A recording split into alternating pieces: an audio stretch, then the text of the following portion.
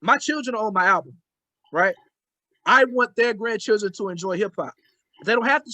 They don't have to like 90s hip hop, but I want it. Whatever. If it sounds like alien music in 2057, I want them to have the same cultural intention.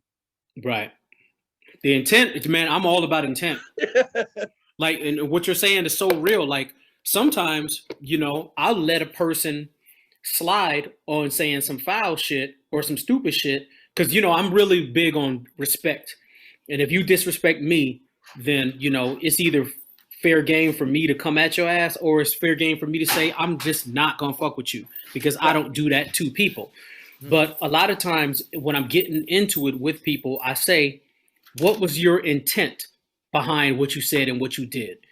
And, if their intent was just to make a statement or, to lash out because they were upset about something, I may let them slide, because their intent wasn't necessarily to destroy me at that moment, and I really appreciate you saying you take into consideration the intent behind the artist, even if you don't necessarily like the music. Right. Because if your intent is to deliver a heartfelt, honest message from the bottom of your heart, then I may let you slide because you got heart.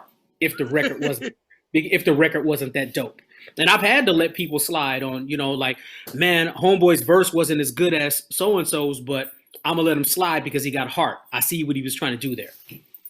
So that's for me, like I'm pretty sure you don't really understand the history of Baton Rouge rap. It's called Jig City. It's known for jig music, which is like it's a club music, a street popping pills, blah blah blah blah blah. I was the only backpacker in Jig City. Nobody liked my shit. You know what I'm saying? Because I was different. Now, years later, I'm the facilitator, and I always say, the same people that said I would never make it in Baton Rouge never made it out. I made it out. You know what I'm saying? So for me, I don't, I have my personal opinions on what I like and don't like or whatever, but I don't spend time disparaging local young kids about their art because they don't like it because motherfuckers ain't like my shit. I just happen to believe in what I do. You know what I'm saying? So for me, you understand it, yeah. So for me, it's about judging your work ethic. It's about your intent, how you move, how you treat people. You know what I'm saying? So like, I might have liked that type of music. I might have liked that style of music, but like, even if, look, this rappers will come do my shows and they do club music in a barbershop on a Sunday, but if they're not rapping over vocals, you can rap about cars and shooting niggas and selling dope. Cause I like gangster rap too, right?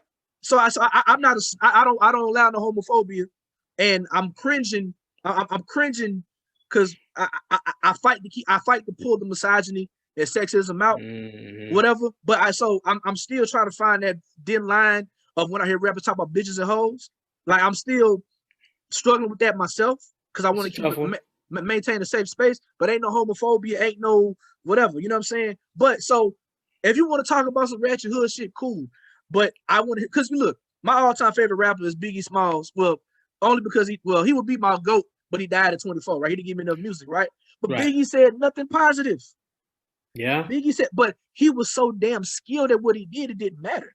Like, you know what I'm saying? And so for me, if you're going to be a gangster rapper and you're skilled and you're just as skilled as the most hip-hop backpack dude, Scarface. I'm a support you. I'm a Scarface. You know what I'm saying? That's why I like Scarface so much. Right. I feel like Freddie Gibbs is like that, right? Like Freddie Gibbs raps about nothing but ratchet hood shit, but he can fucking rap. You know what I'm saying?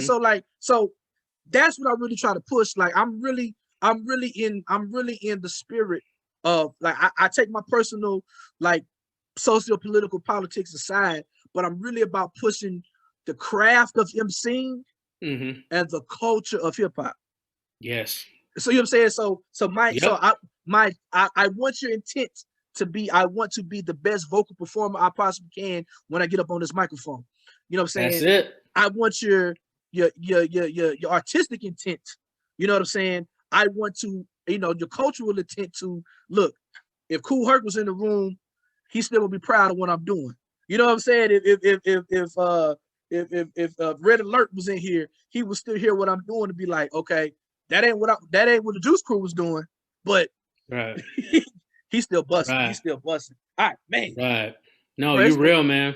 I'm enjoying myself way too much. You don't understand. All right. Nah, so, you killing it, man. You killing it, bro. I'm just, bro, to keep it a bean, bro, I want to talk to people who have these experiences, right?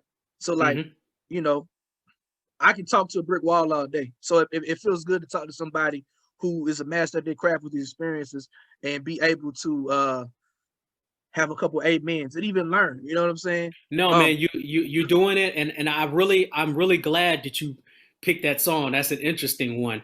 And you know, the one of the things I tried to hit on the Ravenous album is an equal amount of self-confidence with also being able to point the mirror at myself and say I'm not perfect. Self-awareness and criticism. Self-awareness. Yep. As much as I can talk about how dope I am, I can also talk about what my pitfalls are and what my shortcomings. I can definitely talk about what my shortcomings are. And I'm glad that this album has resonated with people because it's the best equal balance of the two different types of hip hop that I can offer. It's the best balance of anything I've ever put out. It's an equal amount of self-awareness and bragging. Yes. And so I don't feel like I come off as a total jerk. And when you listen to the song, the closest thing to a battle rap on the whole record is More Hip Hop Than You.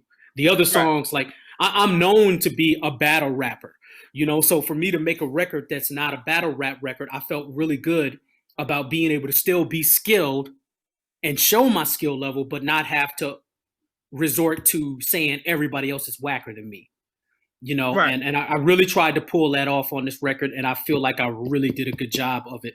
So thank you for listening to that record. And anytime somebody tells me that they like something on Ravenous, I get super happy because it's my best project.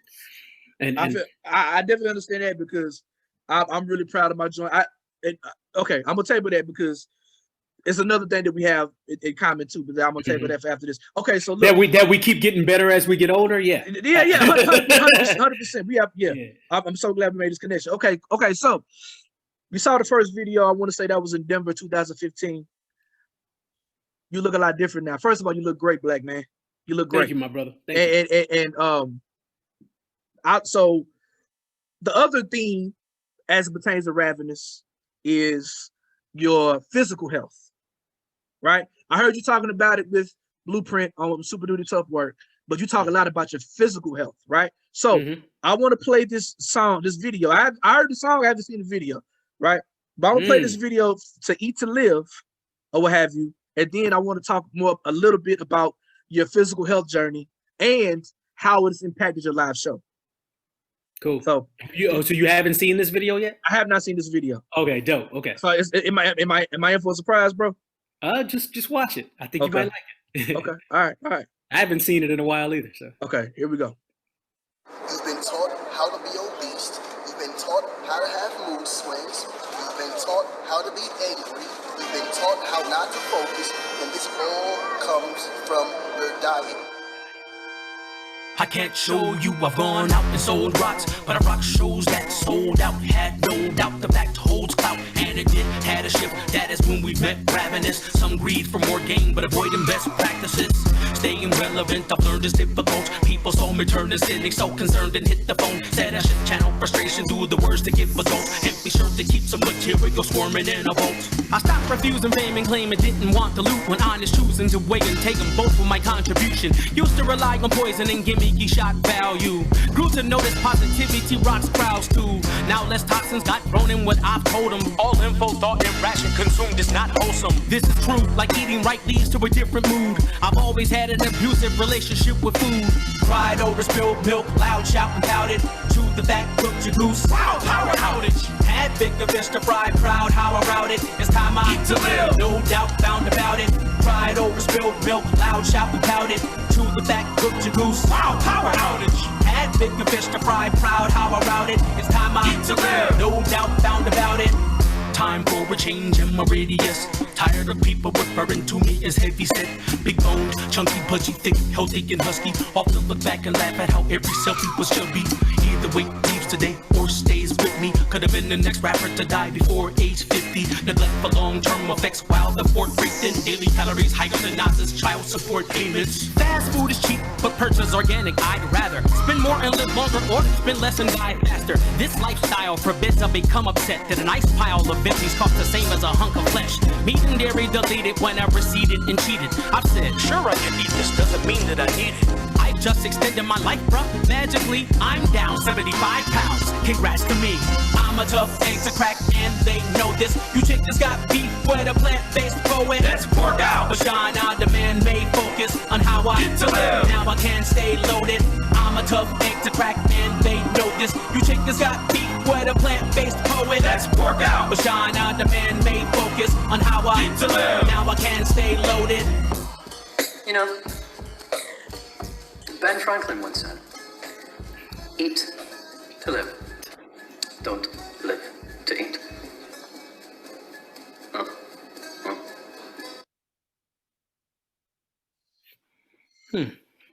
So, some stuff in there, huh?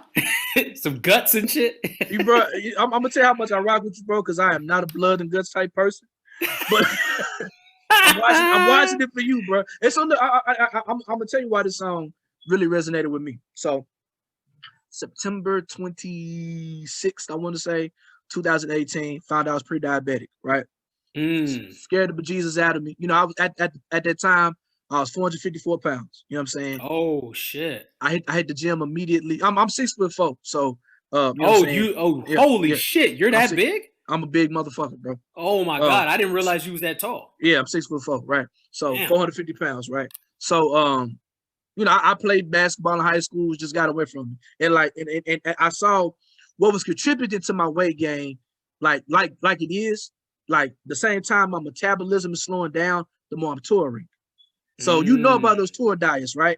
You know what I'm saying? And so the alcohol, the late night Denny's and Waffle Houses, IHOPs, and then the you know, you don't eat breakfast, but you overeat at 1 o'clock for the first time you ate for the day. So now you got the Big Mac with the double cheeseburger too, right? And so like you know, I coached even after I graduated, you know, high school and in college. I coached a little bit, so I kind of kept my weight. You know, I've always been a big guy, but I kind of kept it manageable. And then it got away from me. You know what I'm saying? As you know, and then they say, you know, whenever your wife is pregnant, whatever she eating, you eating too. So you pregnant too. Yep. You know what I'm saying? So like, so I found out I was pre-diabetic, and I hit the gym immediately. And over probably about like, I probably dropped about a quick 50 pounds, and like I quit drinking, and like it really made my life show so much better. Now with that said, my dad died in March. And between that and COVID, I've really been dealing with grief and depression, and you know, we've been quarantining and shit. So I've definitely gained some quarantine pounds. I will admit, you know what I'm saying. When I went back to the doctor, my A1C level was still the same. My cholesterol was kind of crazy, but I hadn't gained too much weight, surprisingly, right? So I was just about to start kickboxing and going back to the gym. But I think they about to shut that back down because these niggas in Louisiana do not know how to act. You know what I'm saying? They shut ours down. I was about to go and give me a gym membership, and they shut us down again. So I'm gonna say that. Well, luckily I bought a Groupon ticket for the kickboxing, and so I'll be able to do that shit until March. So you know, hopefully, there you go. Whatever. That's some exercise too. That's gonna kick your ass. You know, and plus, like, man, I be around all these white folks saying fuck Donald Trump. People mad right now. I didn't make sure my hands are still nice. You know, because I go everywhere by myself, right? They crazy, man. They crazy out here. Nobody where I'm at tours like I tour in Louisiana, right? And so like I have a partner. Some of the southern states that I can drive to, I have a partner that rides with me. But for the most part, I'm flying. Like when I did my tour last year, and I think you might have did the same. When I did my tour last year, I did like 15 days by myself. You know what I'm saying? Like all 15 dates by myself, no driver, drove every single thing. I didn't even have no gun with me. You know what I'm saying? So anyways, if I'm going to Vermont, well, you know, they love me in Vermont, but if I'm going to Fort Wayne, Indiana, saying fuck Donald Trump, I had to make sure my hand is nice. You know what I'm saying? Yeah, whatever. And luckily I'm a big guy. So I was about to say you ain't gonna get tried too much because you a big dude. Yeah, but they got guns for niggas like me. So everybody can fit in a casket. Right. I don't bother nobody. But anyways, all that to say, like, I can definitely tell you, like, I look back at my performances when I thought I was killing it at 454. I've never even, like, it got to the point, Carnage, to where, like, in order for me not to get winded on stage, I developed this live set where I would stand in front of the mic stand and I could rock, and so I could rock a whole crowd, call and response, jumping up and down. But I knew if I move too much, I'm running out of breath, right? And I refuse to rap over vocals, right? But honestly, and so I did that for about 2 years, right? I lost that weight. I would go to so there's a vegan soul food spot I started frequenting. I go there like 2 or 3 times a week, and then cutting back, all trying to drastically cutting back on all that bullshit. But I would go to Planet Fitness, and I would run 90 minutes a week, 9 miles a week, right? And just doing cardio is where I dropped the majority of my weight, and it made my live show so much better, right? That's where I'm going. I'm going to get my Planet Fitness because they got the 30-minute workout. I like that. 100%. And literally, I live now weight, bro. Literally, it's just. I mean, look, they looking at me.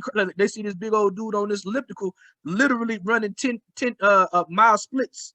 You know what I'm saying? On the elliptical, getting it in or whatever. So I got to get back to it because I've definitely, I'm not in my rapper shape right now. So just we're gonna be on for 3 hours if I don't stop. Okay. So I guess my 2-part question is, I ask you, what was it that made you say I need to make this lifestyle change? That's question number 1.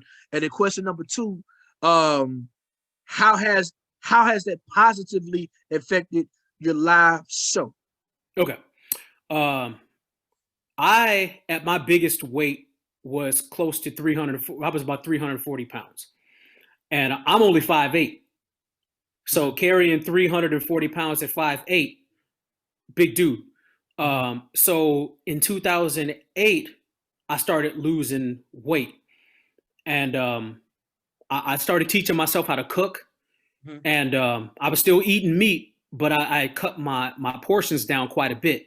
And within about a year and a half, I lost 100 pounds. So, and I wasn't working out.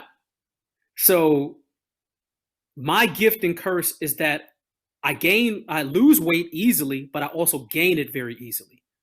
So I'm like the in-between type of thing. Like if I don't watch what I eat, I will gain weight. But when I gain weight, if I'm on my shit, I can lose it. So I've never had too much weight on me that I couldn't get off in a certain amount, in a period of time. Knowing this, sometimes I got lazy and I would just be like, well, I just like to eat. I like to eat comfort food. I like sweets. I like fried chicken. I like all that shit. And I was like, if I ever get too big, I'll just lose it. And I would always also say to myself, I'm supposed to be big. Like, my family is big boned and all of that bullshit. The more weight I lost, I realized that I'm not that big. I don't have a big frame. You know what I'm saying? Like, my frame isn't as big as I thought it was. I was just a small dude carrying a whole lot of fucking weight. So I had to change my mind state and how I viewed myself. And I had to start liking myself more to say that I was worth cutting out all of the bullshit that I didn't need in my life so that I could get myself back on track as far as being at a decent weight for my height and my age. And I was talking to a few of my friends, and I had already flirted with the idea of veganism. And a couple of my friends, shout out to Just Wolf and Katana the Don, they told me, they were like, yo, we're going vegan, and there's this vegan restaurant in St. Paul called J. Selby's, and the food is real good. And I'm like, well, what does it taste like? Does it taste like real like food and shit? And they was like, yeah, man, you won't be able to tell the difference. So I went and I had the food, and it was amazing. I was like, okay, I could get used to eating like this, but I need to learn more. And both of them told me, Katana told me she watched the movie What the Health. So I decided to watch What the Health. And when I watched that, the next day I went cold turkey and I stopped eating meat and dairy. How long has that been? July of 2017. Okay. So just over 3 years. And in the first 4 months alone, in the first 3 months alone, I lost 40 pounds. First 3 months. So I was like, crazy. Yeah, it was without working out. But I went on tour right after I went vegan. And I lost 15 pounds while I was on tour. That's a look. Yeah, there you go, right there. I knew that was going to get you. Movie. That's the star of this movie because I definitely I knew you was gonna say that. Look, because I definitely when I was on tour, gone for 2 weeks, bro. I definitely, for me, man, there's so much stuff I want to ask you. I ain't got time. We just gotta be friends after this, so I can pick your brain more. We just gonna do a part 2. We just gotta do a part 2. There we go. You would be the first return guest. Okay. I was so concerned about vocal health, man, because like I was on tour in Nebraska and Kansas City, and I did the shows I was contracted to do. I got thrown on a bill at the last minute, and I got up there trying to do my acapella. I was in Kansas City. Hey, hold up. Thank you. Good night. I had to call my set, right? It's so yes.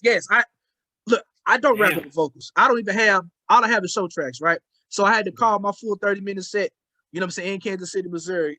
Probably one of the most, that hands down was the most, it's been nice while I've rapped in front of just the bartender before. And I still would have, as humiliated as I was the night that I could not perform because my voice is gone. So I was so concerned about vocal health and sleep and rest when I was on tour. Like, I neglected my diet, and I definitely came back in that 2 weeks about a good 7-8 pounds earlier. So the fact that you lost weight on tour, because most people, most artists plan for that. Most artists are like, yeah, I already know. But it's like they know it's a part of the game. But the fact that you, man, that's crazy. I said to myself, I'm not gonna gain weight on tour. And you was on tour for like 3 months straight, wasn't you? Man, look. So look, I'm gonna break this shit down for you. Let's do it. The tour that I did when I went vegan was 40 days. And I lost weight on that tour, but I ate well. And, my schedule was off, because of the way we perform, like we ain't going to bed till 4 and 5 in the morning and getting up at 1 or 2, getting on the road to get something to eat at 2, 3, 4, and then getting into the venue. And what I started doing was this: I would get a meal and I would eat a fair amount of it and then take the rest of it with me so that I could either eat it in the car or eat it when I got there, especially if I wasn't getting a meal when I got to the venue. Mm-hmm. So it cut my portions while I was on tour in half every meal I ate. So I didn't eat as much. So I also took into consideration the fact that I would end my show so late that if I was hungry, I would be up for another, whatever amount of time to burn the food off so that I wasn't going to sleep on a full stomach. So I kind of got my schedule down. So if I ate dinner, like I won't eat a whole lot of food before I go on stage because I just don't want to have that heaviness on me. So if I was performing at 11 o'clock, I might eat at 9 and I might only eat a little bit. Then I do my show. And then right after my show, I eat. So it's like 1 something ish. And I don't go to bed until 4 or 5 in the morning. So I've burnt all of that food off. And when I wake up, it's time for me to eat again and I'm back on schedule. So I kind of regulated how I was eating and it allowed me to not gain weight. It allowed me to actually lose weight. At my best, what I do is, let's say I try to put some on my stomach when I first wake up. I try to eat like a bigger meal, probably about maybe 2 or 3. But what I do is sometimes on my way to the venue, I'll go to like McDonald's or I'll just get a salad. No, you know what I'm saying? Okay. So like I'll eat, especially if it's not I don't really like to eat right before I perform because I've been kind of sluggish or whatever. But like if I do eat late, I'm making sure it's something lighter. Something light, not a whole lot of carbs, not a whole lot of meat that's gonna, sit on you, whatever. You know what I'm saying? So like I don't eat their chicken wings like talking about or chicken, but Zaxby's. Zaxby's is the place I go to. It's like a chicken spot or whatever, but they got some really dope salads. You know what I'm saying? Okay. So like, or like it just even like I'm gonna tell you like Domino's pizza, right? Like you can get like the 2 for $5, 2 for $10 or whatever. Like so earlier I might get like a veggie pizza, but the other $5 thing I get is a salad. So like like a little chef salad, a little bit chicken or whatever, what have you. But like man, that's super duper important. So I guess my second question. So, but let me throw this in there before you finish that. Okay. I also took into the consideration that I wasn't eating meat. I wasn't eating a lot of super heavy stuff, even if I was eating late. So I was doing okay.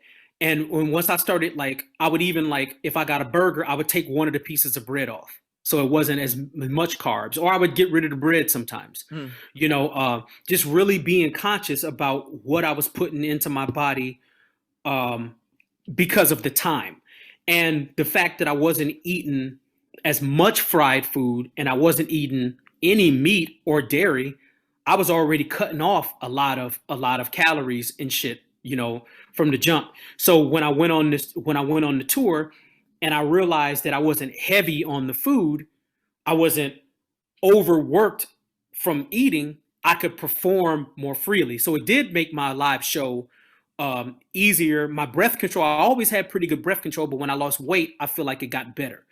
My longest show I've ever done solo was 3 hours. I did a 3.5 hour show. That's I ridiculous. bullshit you now. In high altitude. Was it like Denver or some shit? I was in Los Alamos, New Mexico. So it's crazy because, like, with your type of music, you can just jam it out, right? Like, you can just jam it out. And so like just like the first clip we watched, that was one song. It was like 9 minutes because you was able to jam it out. So that's really dope. Because I can tell you, man, like, I play basketball, so my knees ain't worth a damn, and I could definitely tell the difference between my, how I felt afterwards. When I was 454, and then when I got down to like 375, my knees. You know what I'm saying? Just that drop. Just being able to move around, and then, like, when you see a 6'4" man my size moving around with energy, it just helps out everything. You know what I'm saying? So you're confident. You're more confident. So, like, losing weight actually makes your confidence better, and it makes your live performance better because you're more confident. So mine was like, it was all mental too. It was like, I feel better about being on stage because I look better, I feel better. I'm feeling like I'm on my shit, and I'm feeling like nobody can fuck with me. And you said it. You said it in your song. I want to say in the first verse, you talking about. I want to say, you talked about, like, the toxins and stuff that you put in your body, how it affects you mentally, right? So now, like, for me, it did really good for my mental health because I'm switching up what I'm putting in my body, and that level of exercise gives me a level of self-care. Yeah. So I can work off that. Sometimes, I'm just like, it would be nice where I just didn't feel it and I couldn't sleep. I get my ass up out the bed, go to Planet Fitness, and I will purposely try to think about what's bothering me. Yeah. And put that in. I put an old ignorant ass playlist of 30 minutes of music that I can run to. You know what I'm saying? DMX will get you, have you ready to. Oh, yeah. He ready to take bricks out the wall. Some old MOP or some old Lil Jon to have you ready to, you know what I'm saying? But get him, what? Get him, what? Bro. But yeah, man. So, but it definitely helped me out. And like I said, like, just watching your videos, watching how great your live show was from 2015 to some of the stuff that I've seen you doing recently in 2019. Like, it's really, like, I can see the difference. Like I said, like, these type of things only make us better. So we're going back to 2019. We've heard two songs. We've heard two songs from Ravenous. So let's talk about the album. So I'm going to your that's your website. Here's your Bandcamp. Okay. Let's talk. So I'm gonna try to briefly talk with you about your album. You know what I'm saying? And then we're gonna talk about merch, and then we're gonna get on down. So, what was your main inspiration to create Ravenous? There's more than one inspiration. Okay. So the main one, it would be hard to tell because they kind of all equally fell into my lap.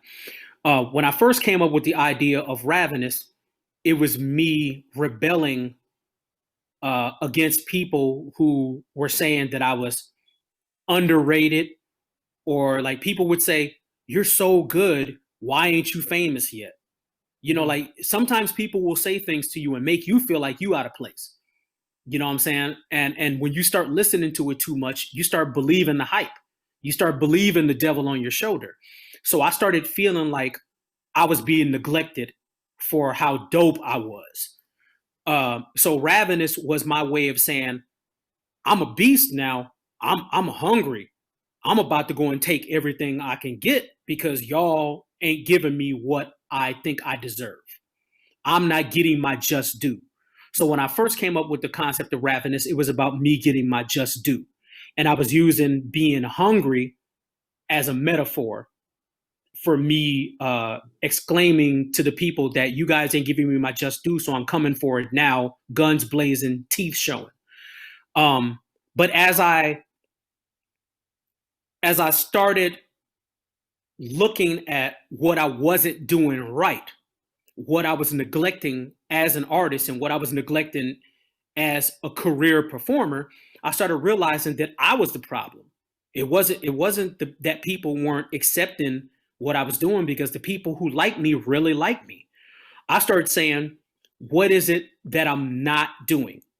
I need to stake a claim on something and go out and get it, which became my live show. And I needed to figure out a way to express the feelings I had about not being accepted the way I thought I should, but in a way that was digestible to people that didn't turn them off. So I had the Ravenous song, and I put it to the side. I was like, I'm not ready for this yet. Then I came back and started doing the Ultimatum, and that was my 2015 release. And then my 2016 release was Minnesota Mean. So Minnesota Mean was me telling people that in my city, there's a reason y'all ain't fucking with me and y'all ain't telling me why. Now I'm tapping on your now I'm tapping on your shoulder asking you why. What's up? What happened? That is the 100% the reason how I feel. Being a big dude, being an opinionated dude, nobody ever want to tell me how it really is. I know this. I can tell you why I think people not fucking with me, the way I feel they're not fucking with me in my city, but ain't nobody ever gonna tell me. Exactly. Like. Man, so we got a lot in common, bro. So oh my God. So producing the idea that, hey, I'm gonna come at y'all and ask y'all why y'all ain't fucking with me, especially in Minnesota, because we got a really heavy music scene, and I feel like I'm one of the heavy hitters here, and y'all ain't fucking with me. Why? Well, I didn't realize that at the same time I was building a brand. So the brand kind of got ahead of me. Like the brand was even a little bit more potent than the message I was putting out there. People started really seeing, have you seen my Minnesota Mean logo? You seen it? Yeah. Yeah. People really started liking that logo. So I started saying, let me make this out of a concept that is more welcoming to people, where it starts a discussion more than a critique.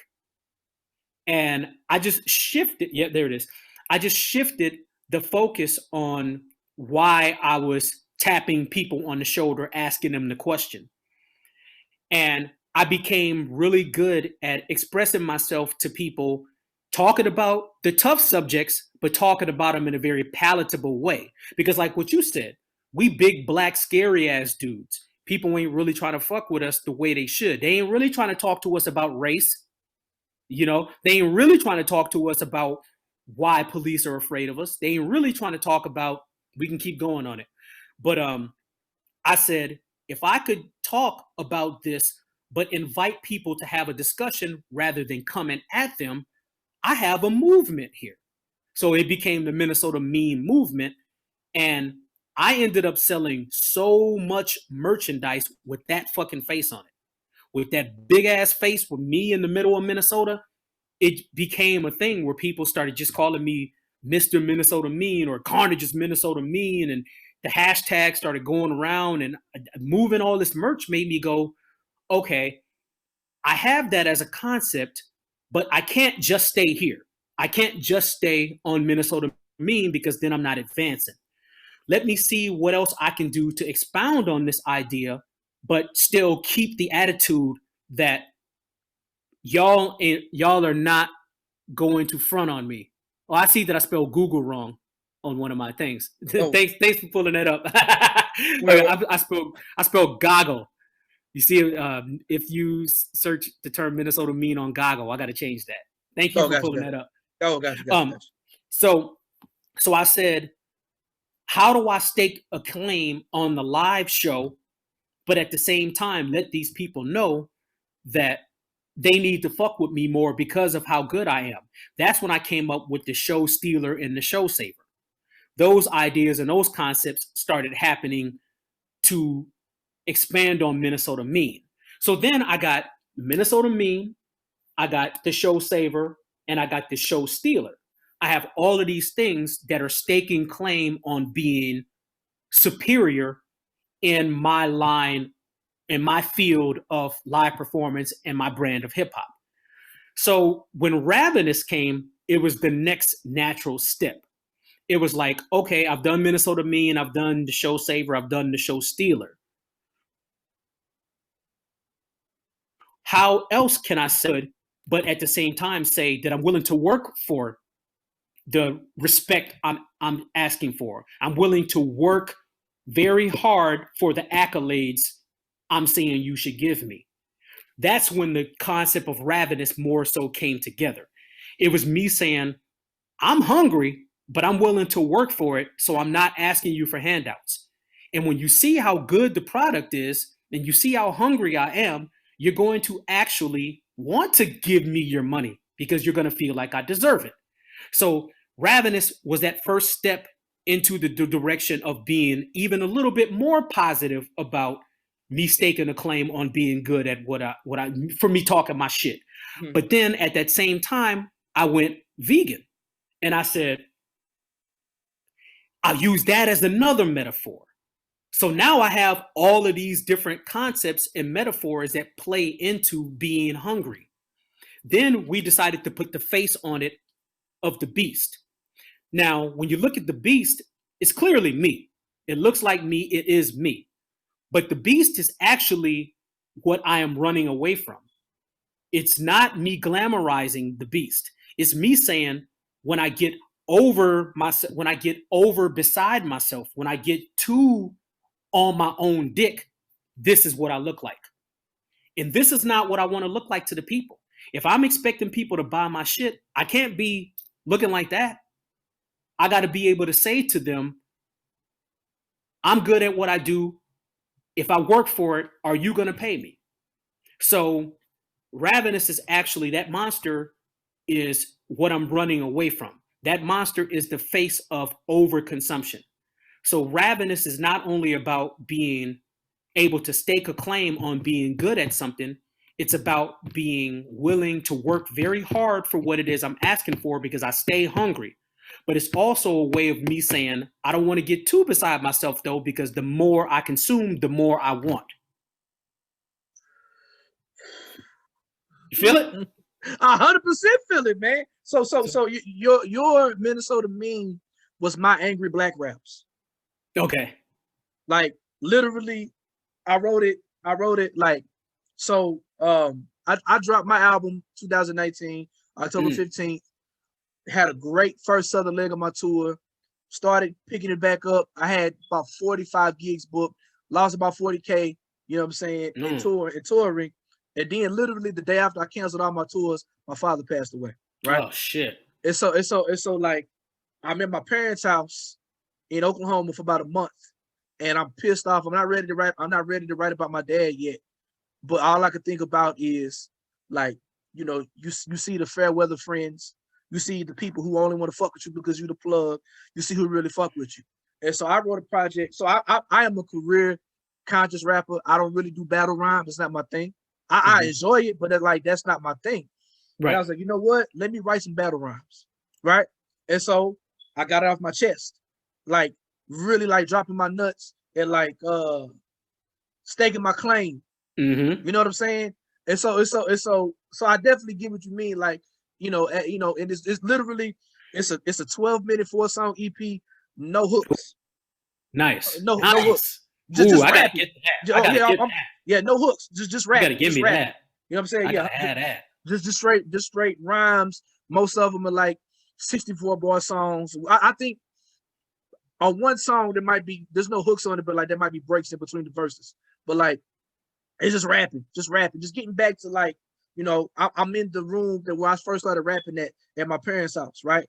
And like, so I just, a lot of over vocal rappers got dissed. You know what I'm saying? A lot of sucker MCs and niggas that's fronting on me they got these bars. You know what I'm saying? So they got that work. Yeah, they definitely. Okay. Last question for real. Like you, I dropped my album in 2019, right? Like you, our tour shit got fucked up because of COVID. Like you, I'm still working my album that I feel like is my best work with The Search of the Black Messiah. Yeah. You have one of the dopest merch rollouts with this motherfucking pizza box. Can you please tell us? You can click on it. Yeah, there it is. Yep, right there. Can you please tell us how important having dope ass merch packages, dope ass merch has been for you? Of course, we're not getting the money back that we lost from touring, but having dope ass merch, how has that helped supplement your income? A, and B, how has that kept your relationship with your supporters during this time when we're not on the road? It's a great question. That type of idea for merchandise started before COVID, though. I was like, this came more natural because I started really studying the merch game in 2016. That's when I really started paying attention to what people wanted. And people wanted branding. They wanted things that look good, that are bigger than the music. So me realizing that music was more disposable to people, I said, well, what can I give the people that's not disposable? Like a pizza box is not really as disposable. A fucking pizza cutter is not disposable. That's fucking genius right there, man. That shit, that's alien level like marketing and branding right there, bro. I'm saying so it went like, it was me really saying, I asked the people. One time I went online and I said, I've done tours, I've done guest appearances, I've done A, B, C, D, E, and F. What is it more that I need to do in order to get y'all to fuck with me? That was my rant. I say on Eat to Live, I say, staying relevant, I've learned it's difficult. People saw me turn to cynic, so concerned and hit the phone. Said I should channel frustration through the words to give a jolt and be sure to keep some material squirming in a vault. So that was me basically saying I had to come to the realization that begging people for support is not how you get support. You ask the people what it is they want, and then you follow suit. So I said, if y'all gonna fuck with me, I've done all this other stuff and y'all don't seem like y'all fucking with me right now. What am I missing? And people said, well, you need more dope merch. Like, you need the stuff that people can't necessarily get like they can easily get the music. So I started thinking, okay, in order for me to sell anything to anybody, the merchandise has to look dope. So the beginning of me figuring out what the merch needed to be, I had to have a dope design. Yeah, right. I had to have a dope design first. With the Minnesota Mean design, I had a dope design. I was like, okay, so let me take that and put that on as many fucking things as I can think of. And that was the beginning. People flipped out over the Minnesota Mean artwork. So I started putting it on all kind of shit. I started putting it on sweatshirts, on hats, on M&Ms. I had my own Minnesota Mean M&Ms. I mean, I started thinking of all these water bottles, koozies, all of these different things, backpacks. I had like these little that right there. Yes. You're ridiculous, bro. Yeah, man. Man. That's crazy.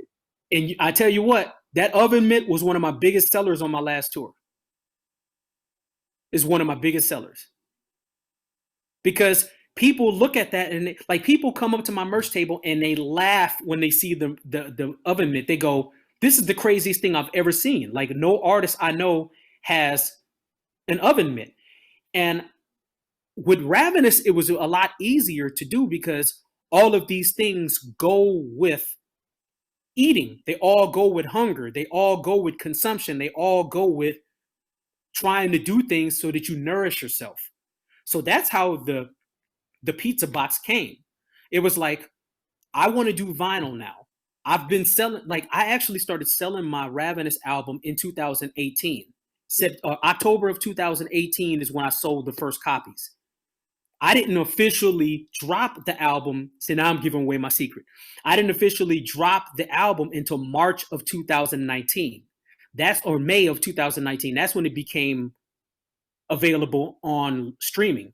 So I toured and sold hundreds of copies of Ravenous before it even came out.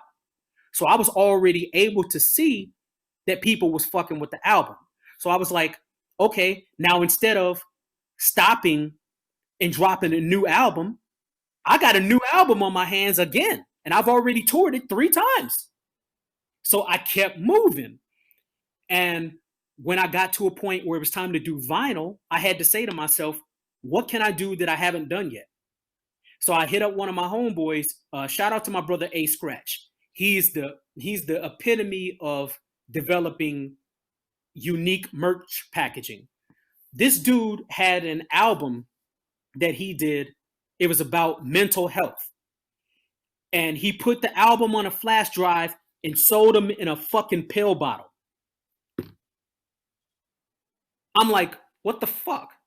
Like, I saw that. I'm like, well, shit, I need some shit like that.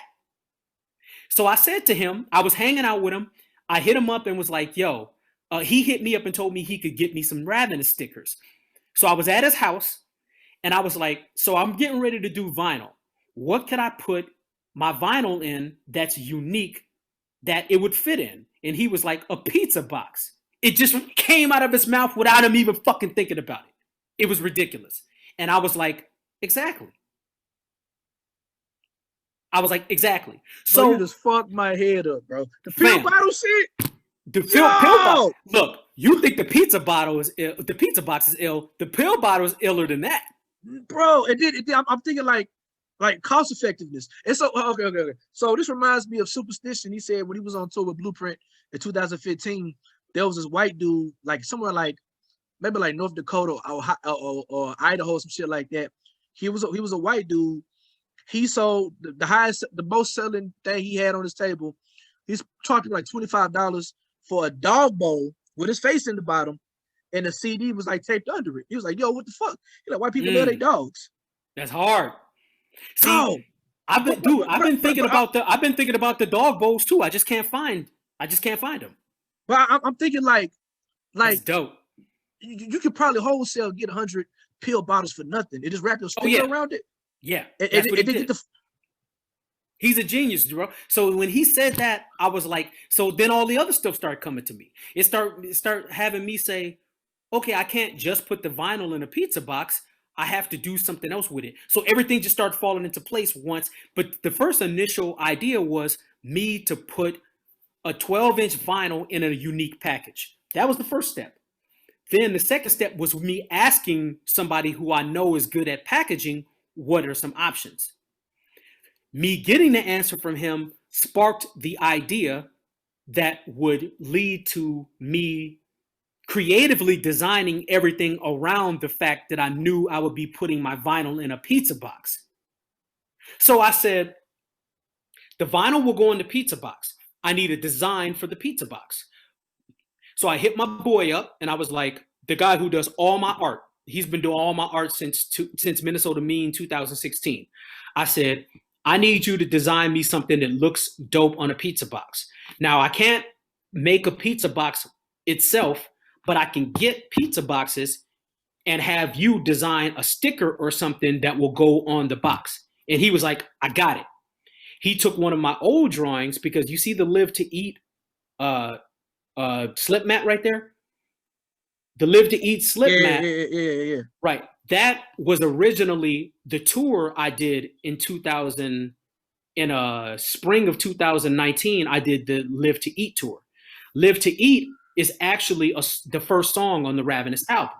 So I started like naming the tours after songs on my album, and they all still have to do with Ravenous and being hungry and all this stuff. So I had Ravenous, I had Live to Eat, I had Eat to Live, and my next tour before COVID went away was going to be the Plant-Based Poets tour. But it got canceled because we couldn't go on tour. So I'm still going to do the Plant-Based Poets tour later on. But you see, now I'm on a theme. I got a theme going, and it's all about being hungry or consumption or nourishing yourself or being conscious about what you put into your body. That's how all of this shit works. That's why the oven mitt makes sense, because it's about preparing food. That's why the pizza box works for the vinyl, because the vinyl itself is about eating and consumption and being careful. And I put the vinyl in the pizza box. So then I said, my man was able to take that picture and make it out of a pizza box design. I was like, I don't want a white pizza box. I want like a tan or brown. I went online, I found the boxes I liked. I sent the picture to him of the box. He made the design to fit the box. It was perfect. Then I was like, okay, now when I order the vinyl, I have to have some dope shit to put in this big ass pizza box, because if I just have a pizza box with a vinyl in it, that's boring. So I said, if I make my album clear, then I can make custom slip mats to go underneath the clear album. So now it's a cool package of a pizza box, a clear vinyl, and a slip mat to go with it. Then I was like, with a pizza box and a pizza box design, I need to have something that's really more indicative of pizza that they can use past the pizza box. Custom. See, go back to that one picture. Go back one picture. Look at that. The shit looks dope. You put the vinyl on the slip mat and you see it through the fucking, it's genius. And like, it's simple. It's not even something that you need to break your neck to figure out. It just works. So when I said, I need something more than just a pizza box to represent pizza, I said, pizza cutters. I went online and I found a place that does custom pizza cutters. Got those, and that's my package.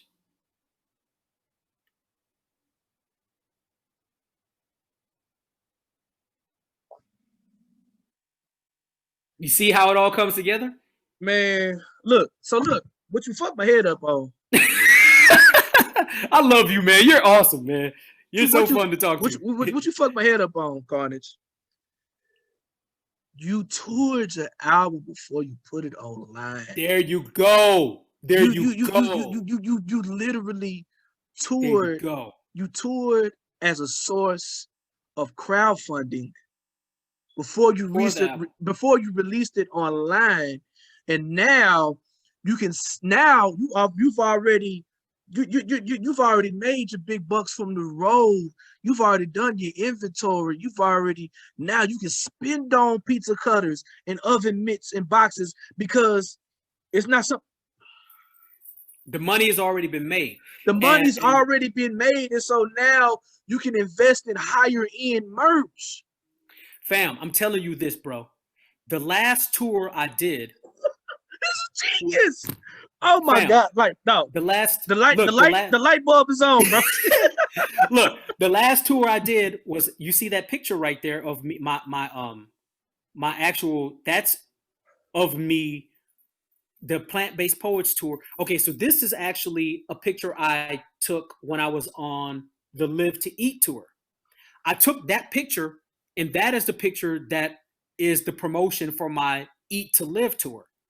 So I'm building on tours that ain't even happening yet while I'm on tour.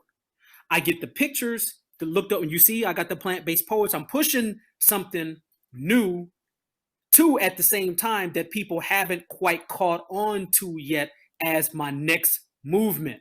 My next movement is Plant-Based Poets.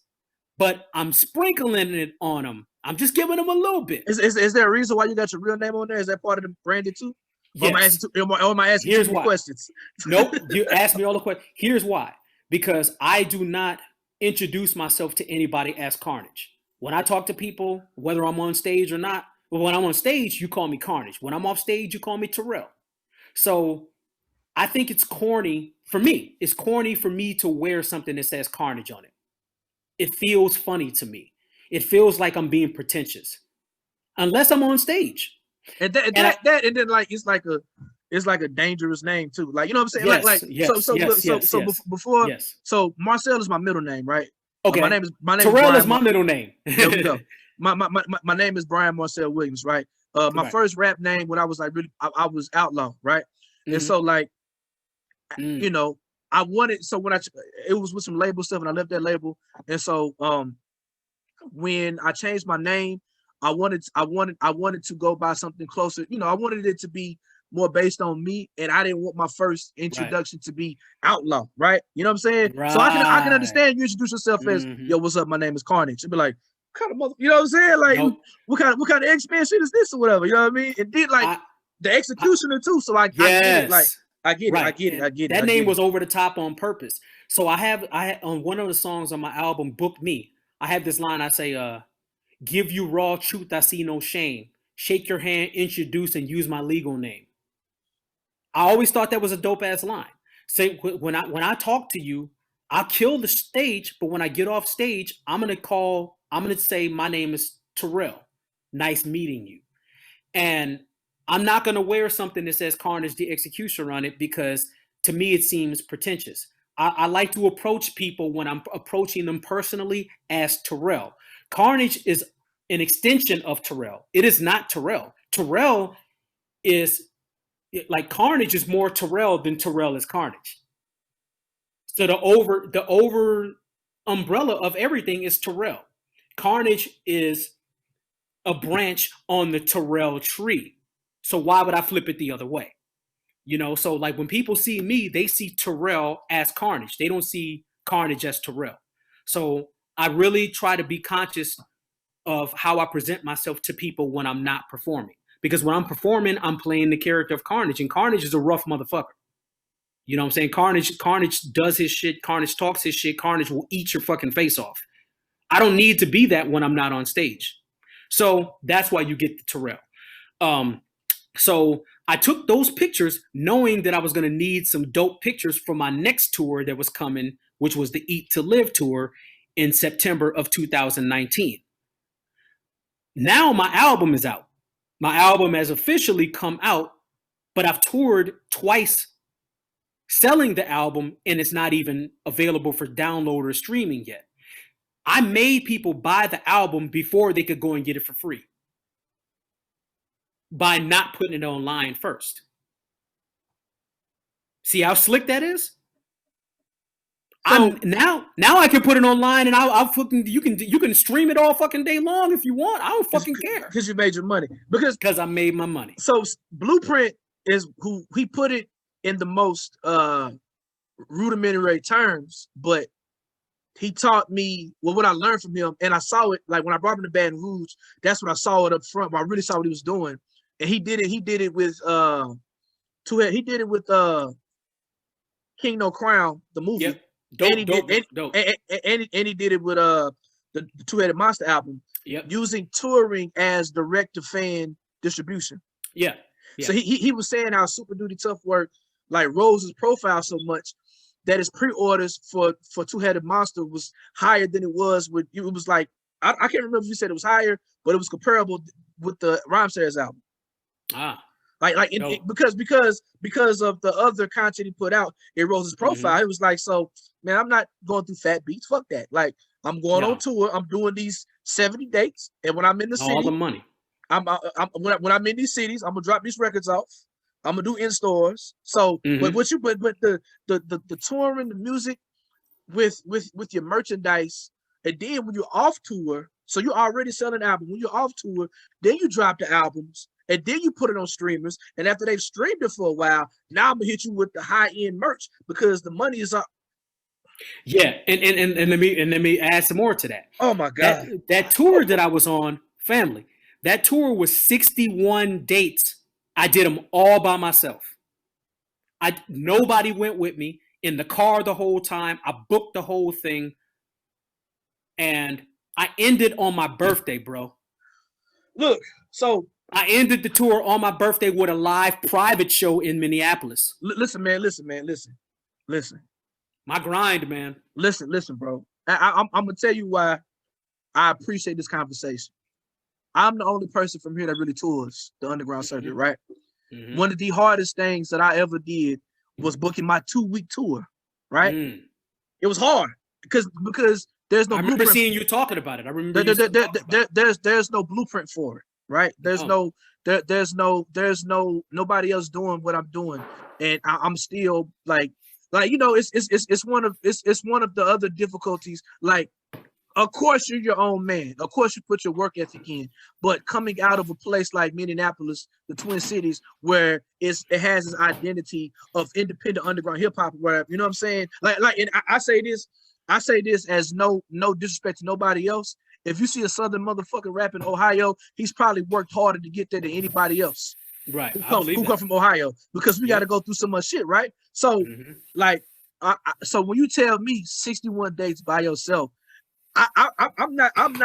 Of course, that pales in comparison to my 14 dates, but myself pales in comparison to yours. But I'm motivated, like that, like the fact that you saying that you're doing all this by yourself. Because I booked everything. My manager quit on me. Yep. My investor backed out on me. My DJ, I did everything by myself. I was since my investor didn't give me the money, like whatever happened had happened. I had to borrow like $300 for my guy just to get it started, and I was able to pay him back like the first night. You know what I'm saying? After the first show, whatever. You know what I'm saying? Beautiful. And like, you know, I sold a lot of merch, and I was able to come back. You know what I'm saying, with profit, and I did very well. But you 61 days, bro. That's pure motivation, bro. That's pure motivation for me. And what you're doing, your 2 weeks is the same amount of heart went into you booking your 2 weeks as what went into me booking my 2 months. It's all about the intent and the heart that goes in it, like you said before. It's just that I had more to work with. I had more dates to work with, so I got more dates. I believe that if you had the opportunity to book 60 dates, you would have did that. Yeah, 100%. Right. And mind you, I'm married I got a wife and 2 kids too. So for me, for the longest, I was 2016, I might have performed to 8 states throughout the whole year, right? Mm-hmm. I told myself, which is still great. In 2017, I told myself I want to do 15 states. So I started this 15 states of bus campaign. I ended up doing 17 states, right? So in 2018, I ended up doing 22 states or whatever. Last year I did 24. But for me, the stats, you know, I'm a nerd when it comes to stuff like this. The stats that's like the most impressive for me personally. So I dropped my song, my EP 7, which had the song Hallelujah, aka Fuck Donald Trump, on it, from September 22nd, 2017 to September 22nd, 2018. In that 365 days, I did 28 states. You know what I'm saying? So you know how people are. People say, "Oh, 15 states a bust." No, motherfucker, I did 28 really in a year's time. But y'all hear me though. You know what I'm saying? Y'all. But it's like I said, it's difficult. I'm gonna tell you, it's difficult coming out the South, especially during football season. Oh yeah. Yeah. So you know what I'm saying? So I'm still breaking. Like in the Midwest, I've done Minnesota, Chicago, Wisconsin, Illinois, Ohio, Indiana. It's a lot, man. In Michigan. You know what I'm saying? It's a lot of dates, man. And I've added those to my repertoire. You know what I'm saying? 2018. That's a lot of driving, bro. I am a Southwest warrior. Jesus. So what I do is, for the young boys listening, what I do is, okay, I'm sorry. So up until I was working the full time. So when I did those 28, between September to September 17, 18, I had a full-time job. I lost my job July of 2019, right? So so all those shows, and when I'm doing 23 states a year, you know what I'm saying? In 2017 to 18, I was a mental health counselor. You did all of that with a full-time job. I was That's with impressive. a wife and 2 kids. So what I was doing, what I do is, it's like, so I'm plugged in now. So if I got a show in Chicago, okay, boom, I block off Thursday to Sunday, or what have you. You know what I'm saying? So if I'm in Chicago, I'll call Dinku, man. Run me in Milwaukee. Boom. Okay, boom. Run me in Madison. That's a 2 states, 3 weekends or whatever. Or if I'm going to Minnesota, LIB. What's up in Minneapolis, St. Paul is another place supposed to go to. The Red, what they do the Red Rocks at? They do the Red Rock Showcase. The Red Rock Show in Colorado? No, it's in Minnesota. I got booked for it, but it got canceled. Red Rock Show. I've never played it. Okay, it's like an hour. It's like an hour north of Minneapolis or whatever. Okay. Well, anyways, I got booked for it or whatever. But anyway, so what I do is, okay, or just another example. So last summer, I flew with Clear Forces out of Detroit real tough, right? So I booked a flight. I started in Detroit. I did Detroit, Indiana, Chicago, and I did 2 shows in Wisconsin, and I flew back from there. So I fly so much, you know what I'm saying? So I'll do a one-way, and I book so early, so I'll do a one-way to one city with Southwest, and I got the points, you know what I'm saying? So the one-way ticket might cost me $100. Boom. If I could fly out of a hub city like Chicago, like Atlanta, like Dallas, I might get a one-way for $50-$60. So my flying to get there is only cost me, it's under $200. You know what I'm saying? But I'm looking at my map, I'm hitting all these cities in between, and I fly back. So like, you're doing it right, man. So because I like, so when I was in the South, I drove everywhere, you know what I'm saying? But like these kind of like, so I might do 7 to 8 states in a month, but it might be 2 weekends. Okay. So it might be 10 shows. Yeah, that's dope, man. You know what I'm saying? Yeah. But it's one of those things to where, like, Cesar, and I'm gonna close on this, man, because we had 2.5 hours at this point. I'm loving it. We friends now, bro. We fam. I'm your nephew now. You know what I'm saying? But Cesar Comanche said this. It's one of those other things that you get from OG wisdom, and it's very simple, but it makes so much sense. My guy Justin Ivy, he was formerly a writer. He was the editor-in-chief for Kevin Nottingham. Then he wrote for Double XL. He recently was an editor at Hip Hop DX. He finally just stepped away from the job. We were explaining to Cesar Comanche that Baton Rouge has never understood what he calls the economy of underground hip hop, right? The culture of underground hip hop, like what we go through. Yes, to this day, if we understand that if a crowd, the promoter might not have the guarantee that we want, but if we know that those 50, 60 people are going to buy merch, we'll take the gig. Right? We might not get that big bag, but we know that if we do, I would say on my tour that I did last year or whatever, I would say 4 out of the 12 shows, they weren't that well attended, but everybody in that motherfucker bought merch, and I will go back. The only time I won't go back to a city is if I'm treated bad. Right. Being an underground rapper, we're not Jay-Z, we're not Drake. So we're going to rap in front of 5 to 10 people some nights, but we have to give our all. And as long as a promoter do everything they say they're going to do, it ain't no racist bullshit, I'm going to come back. But so Baton Rouge people don't understand that, right? Because they think if you ain't getting $5,000, you shouldn't go. Well, that or the money, or a lot of club music takes place in the club. So they might see a rapper perform. These people are here to see the rapper. They just, a club night is going on. You give a local guy the mic, right? So they can't fathom why would he be in a Mobile rapping in front of 30 people. You know what I'm saying? But so So anyways, so we explained this to Cesar Comanche. And Cesar Comanche said the most simple piece of advice. He said, he said, I'm from Jacksonville, North Carolina. I live in Raleigh, but I rap where my fans are. It's dope. That is the You most go where simple. the people are at. So for me, if I have the option of going to Atlanta, but I get a call for Athens, if I can't do back to back, I'm going to Athens because the culture for what I do is better for me in Athens, in Birmingham, Alabama. You see, like go yeah, where the man. culture is, bro. Like you go where the culture is. It's like you in the Midwest, so all the towns. Like, look, because as a student of your Stones Throws and your Rhyme Sayers and your mellow music groups, I watch all those tour dates. One of my bucket, I would be a true underground backpack rapper when I rap in Missoula, Montana. I did it. I do it. Literally, like that is just. You'll do it one day. That is just. I just got to get tapped in. I got to get tapped in. Show them what I got some hookups for you. I played there. We friends now. We friends now. Oh, but like, we for real, good, man.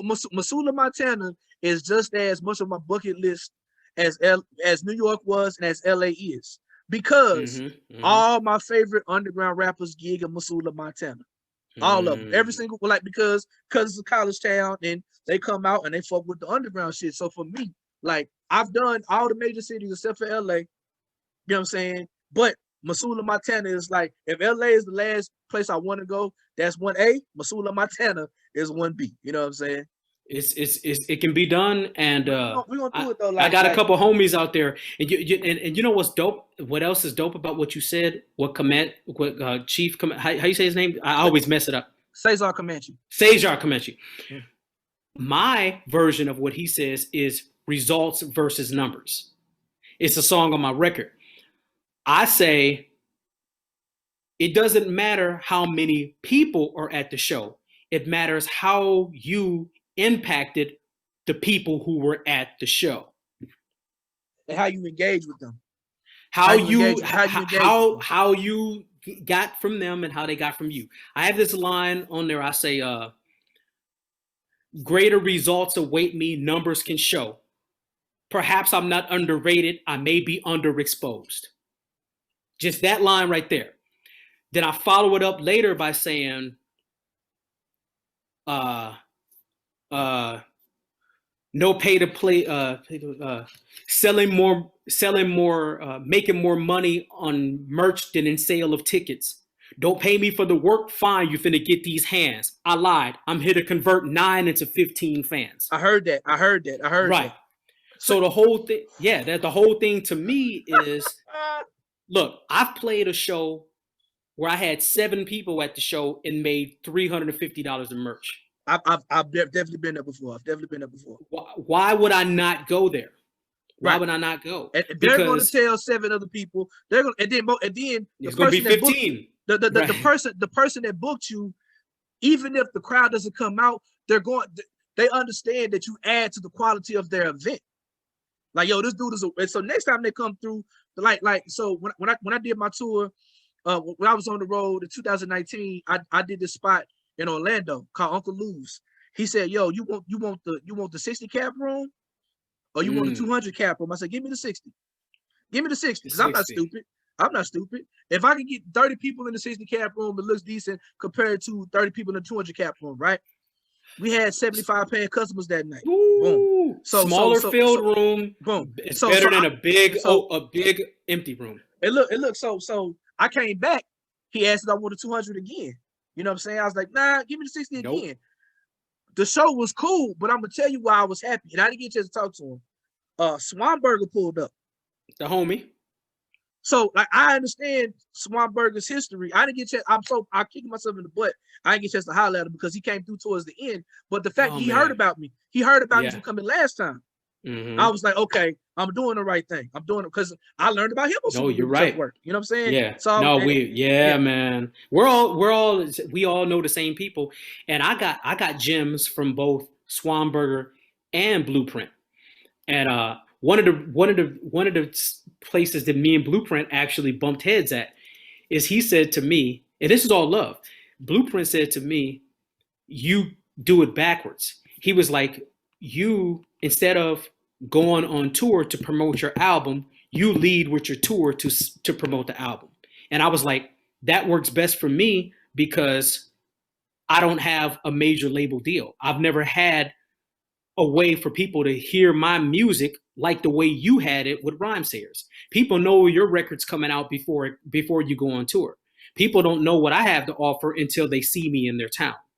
So it also makes me work harder to lay waste to the stage and stake claim on my live show when I'm going to push the live show and make them buy the merch because of the live show rather than the other way around. It's more of a challenge to me. And it actually fits better for me. It fits better for me to say, y'all might not know an album is out, but when I get here, you see me perform, you're going to want the album you didn't know was here. And that's what happens. Then they're going to feel special because they're inside on the joke. Like, hey, they're inside of the joke. They're like, oh, I got this gym and don't nobody else got it. I saw this show and don't nobody else even know what I saw because they weren't here. Like, people were passing my sound check around. Like, people were like texting people my sound check. They're like, look at the sound check. And I'm like, that's crazy when you have people excited before you even take the stage. And that is going to lead to sales. When I set my merch up, my merch table was nuts. I set my merch up. I usually make $100 before I even go on stage. I've already sold $100 worth of merch. I've had them nights. Dude, I'm the dude who's selling shirts to the cook, to the bartender, and the security. The security is wearing my shirt out of the venue because my performance was dope and my merch is dope. So that's what I'm going for. So what you got to do, I'm telling you what you got to do. So, but look, I'm taking. So I'm just thinking, man, I can see a fire, Ravenous run where you making stops at every pizza spot in the city that you go to. I'm saying. And you know what else is crazy? Oh, I'm starting to catch on with the plant-based community. So I'm doing a lot of events at plant-based establishments. So imagine being able to go on tour and hit up these vegan spots. Imagine being able to go on tour and hit up the pizza spot because I have pizza merch. In addition to that, I'm gonna just let this cat out the bag right quick. My boy is working on a new Carnage shirt that looks like a pizza delivery design. Like when a person shows up to your house with your Domino's pizza, I'm going to have a shirt that looks like what a pizza delivery person would wear. We got to put that out there. Look. See, so I'm glad you. All right, you know what? Let me stop. Okay, y'all, ladies and gentlemen, stop on that right there. We've been here for a long time. You caught this execution of Terrell Woods. This, like, when I say I wanted this podcast to be a master class, if your IQ has not risen by the time this is over, then that's on you because we did our job, brother. Like I said, and it's crazy. This is the first time we've ever had a conversation how we bonded like this, bro.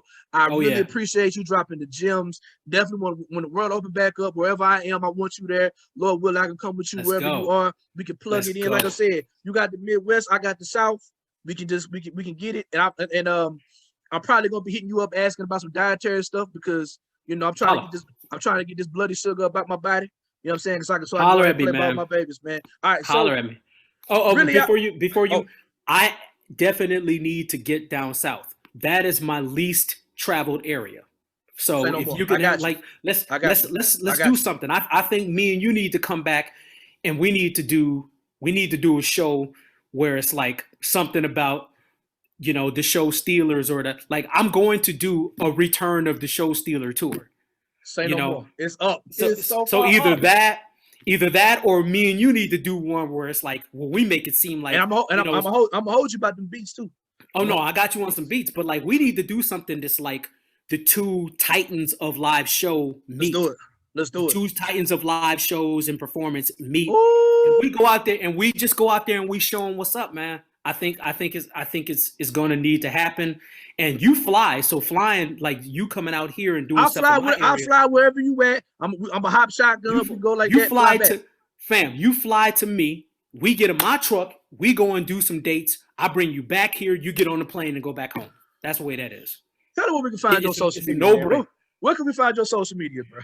I am Carnage the Executioner on IG. I am Carnage XXXL on Twitter, at Carnage XXXL on Twitter.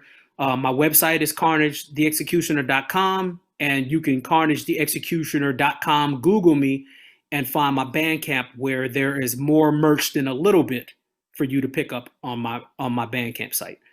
As we saw, this is the Really Outchea podcast, episode number 3, MarcelPBlack.com. Carnage, look me up, Carnage the Executioner, and then put like beatbox or something in on YouTube, and you'll find a whole lot of shit of me on YouTube too. There we go. Like I said, reallyoucheapodcast.com, MarcelPBlack.com. Peace.